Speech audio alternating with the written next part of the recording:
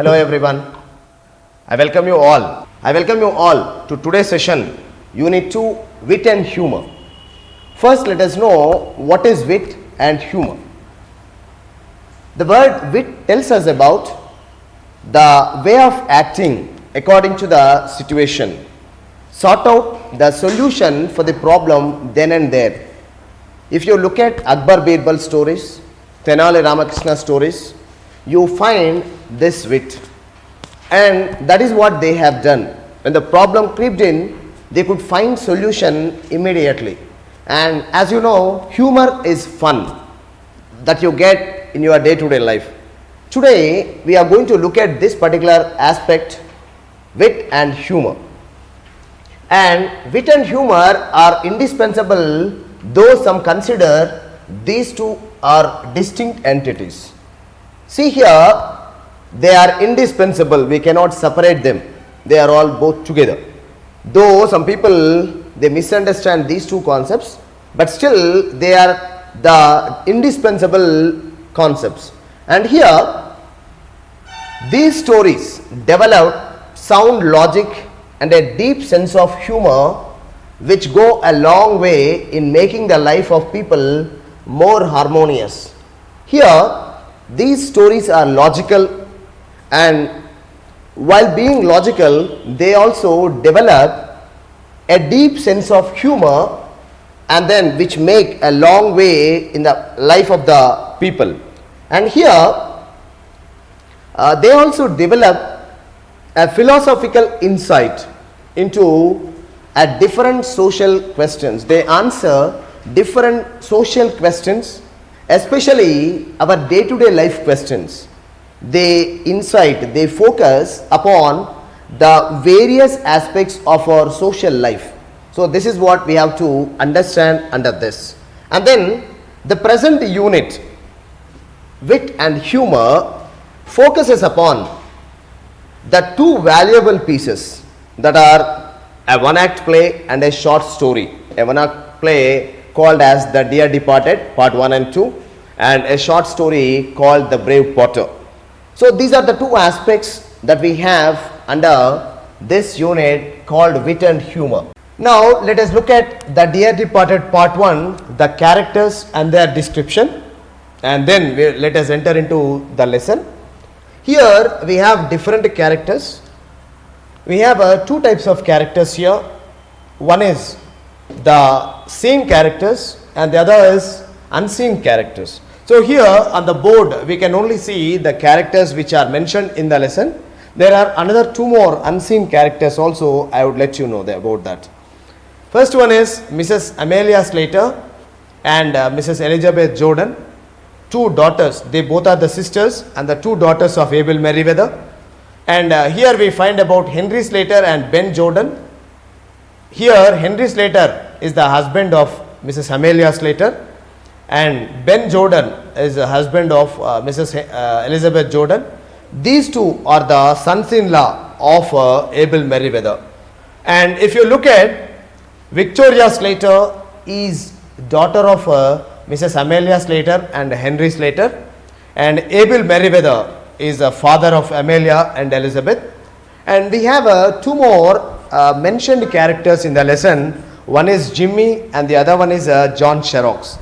Jimmy is the son of Ben Jordan and Mrs. Elizabeth Jordan, and John Sherrock is the person whom Abel Merriweather is going to marry at the end of the lesson. So these are the hidden characters. So the characters which are seen in the lesson and the characters which are hidden in the lesson. So this is about character description of the lesson. The Dear Departed. Here if you look at The Dear Departed, this one act play, The Dear Departed, is presented in two parts as A and B readings. Here if you look at, it was written by W.S. Horton in 1908, who had a remarkable gift for dialogue. He could bring out humor, he could bring out satire, he could bring out the social and moral values into the society, incorporate and imbibe these particular values into the society. It is in the present play he satirizes the degradation of moral values in the British middle class. How the moral values have been degrading in the British middle class families. And if you question why should we study about British middle class staying in India or living in India, why should we really study about British middle class? If you question, it is not just applicable to the British middle class alone. Though the play is from British background, it has universal appeal and hence it holds mirror to the contemporary society. The present day society needs these moral values, ethical values, and it is applicable to the whole world, because that is what is happening in today's society. What is happening and what is this story or what is this drama about? We will be looking at it in short. And the children have no feelings for their parents. This is what is happening in nowadays society. The children, they don't care the parents. Once they come to certain age, they don't respect their parents. They only look at the parents as the machines of money. This is what they want. They want money from the parents, but not love, and they don't share love to their parents. They only want the money or feelings from the parents, but they never return what they receive. That is what is happening in nowadays society. Moreover, they just try to grab the belongings of their father. They have no sense of responsibility, no for their old age parents. Here, this is what is happening in today's society. In today's society, the children, they don't have love, affection towards their parents. Whatever their parents have showered on them, they do not give in return. So that is what is happening in the present day society. Now let us look at this particular aspect, how it is going to be.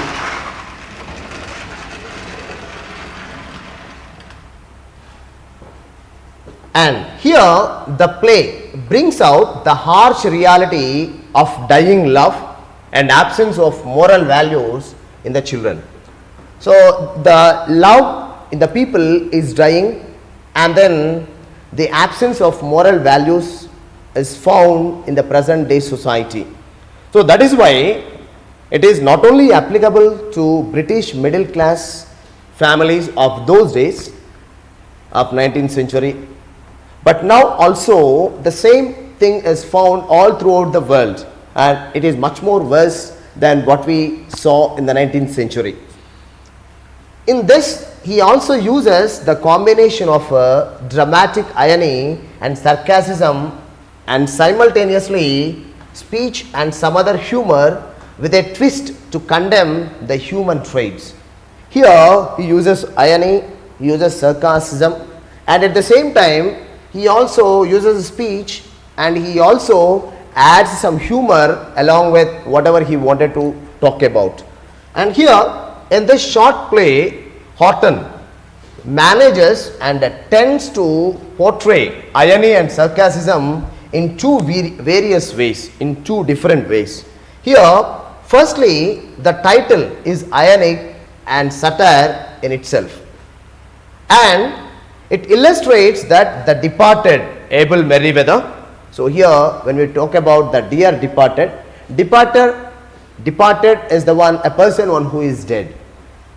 But when you look at the play, Abel Merriweather was not dead, he was alive.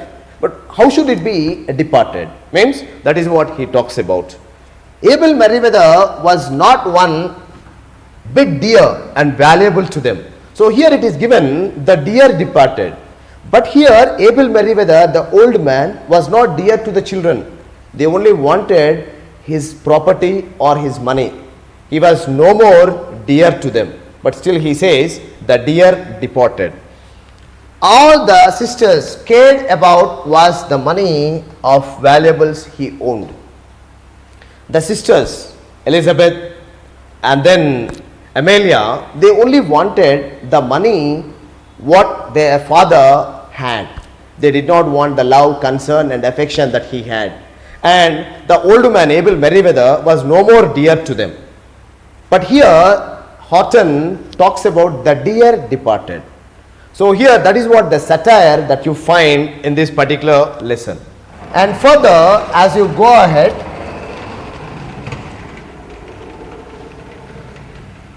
the dear departed depicts the hollow relationship among a family, hollow relationship that a family has. The story shows how in today's world everything is governed by selfishness and greediness. In nowadays world, everything is revolving around the selfishness and greediness of the people. If you really have money, if you really have power, people come to you. If you do not have, no one comes to you. Even our own members of the family do not give respect and do not share their love. That is what is happening in today's world. It shows how the daughters are only concerned about their father's material possession. They were concerned only about the material possession, whatever he had. Not love, not concern, not anything else. Now here if you look at, the play is satire on the bonds among modern day families. Now here, the modern days families are in the same way.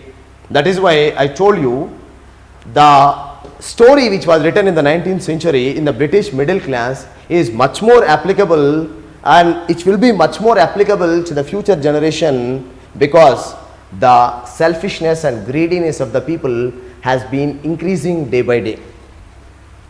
And here Mrs. Slater asks her daughter Victoria to not to go out in the street to play when her grandfather is lying dead. Just at the beginning of the story, if you look at, you just look at these people, okay, the grandfather lying dead. And here she also tells her to change her dress before her aunt Elizabeth and Uncle Ben arrive in the house. We do have Uncle Elizabeth, Uncle Ben and Aunt Elizabeth coming to their place, because they informed Abel and Henry informed them that Abel Merriweather was dead and they were supposed to come. And Mrs. Slater or Amelia tells to her daughter Victoria, saying that you should not go out, you should not play here and there when your grandfather is dead. So that is what she was instructed by her mother. And here she also tells her to change her dress before her aunt and Uncle Ben arrive in the house. She informs her that they are coming to talk about grandpa's, okay, and everything that has happened.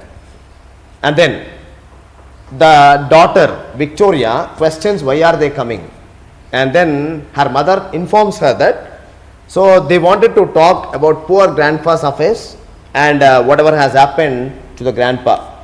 And here she says her husband Henry that they must look better than her sister Elizabeth and her husband Ben in the mourning dress.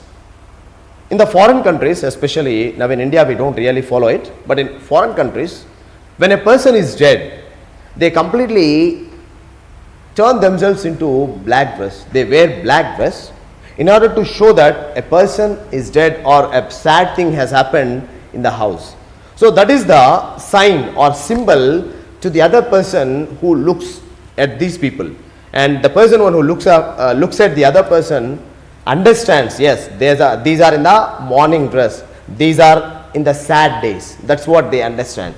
So that is what they wanted to wear, a black dress into a mourning dress to show the other person that they are mourning over the death of their father. Henry was not sure if they will come or not, but she urges that Elizabeth will come at once after her share from their father's property. Now Henry questions, because before when the two sisters quarreled, Elizabeth promises, or Elizabeth challenges her sister Amelia that I shall not set foot into your house. We also sometimes we say when we quarrel, I shall not come into your house again, I shall never enter into your house. So here also Elizabeth challenges her sister that I shall never set foot into your house. Now Henry questions his wife whether your sister would be coming.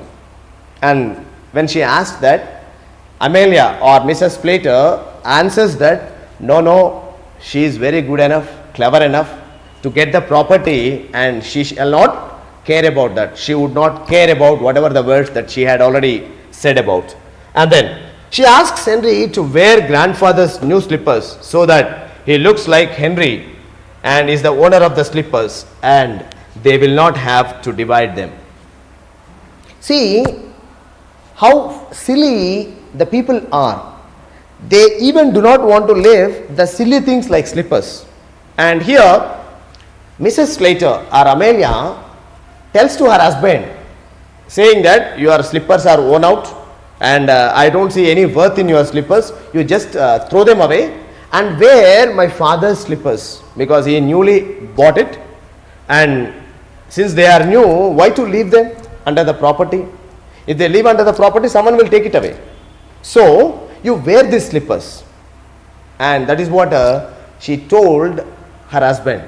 And then Henry questions, they won't be sufficient to me, they are not my size.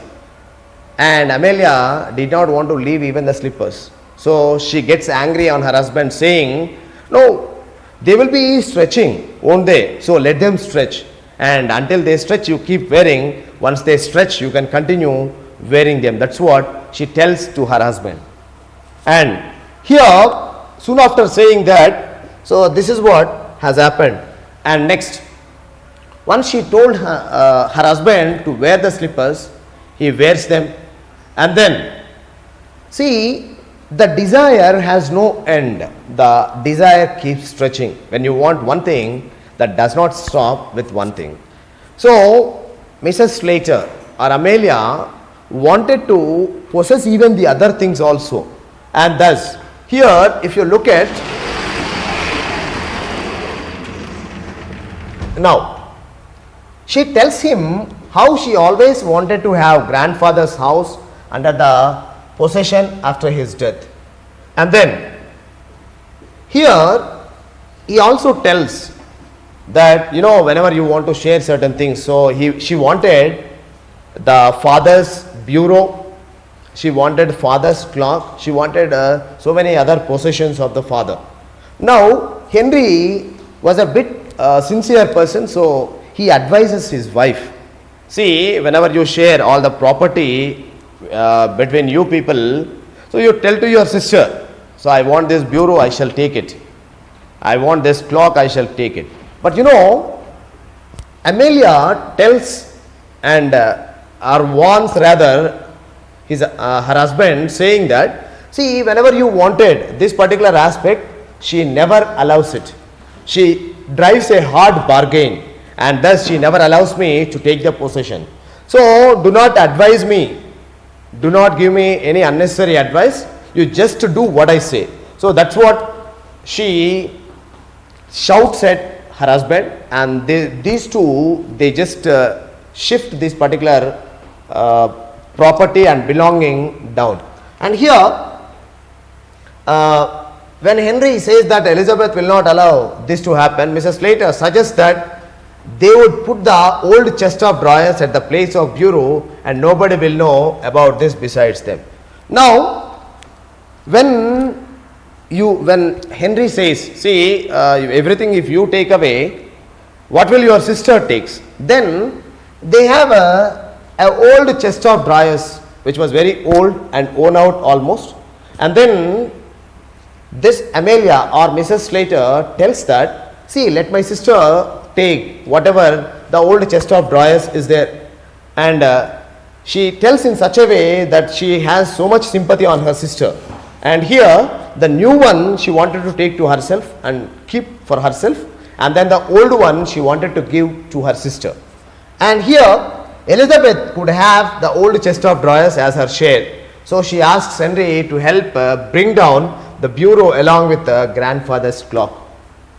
At that time she tells, let the old chest of drawers remain with my sister, and the bureau and the clock, let us take it down, because Abel Meriwether was staying in the first floor, and Amelia and Henry, they were staying in the ground floor.